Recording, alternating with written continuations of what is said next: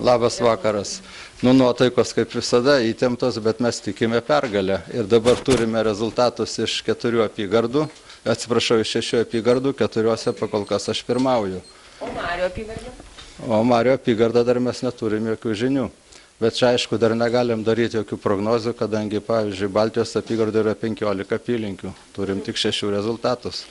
Bet mes esame optimistai, mes žinome kaip ir turim nugalėti.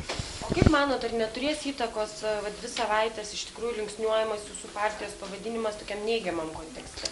Man atrodo, čia yra tendencinga kampanija ir pasibaigus rinkimams jinai bus pamiršta. Ir aš tikiu, kad mūsų partija nugalės, o Klaipėda netgi šitoj tendencingoje kampanijoje nebuvo linksniuojama. Tai aš esu absoliučiai ramus, kad čia rinkimai vyksta skaidriai, teisingai.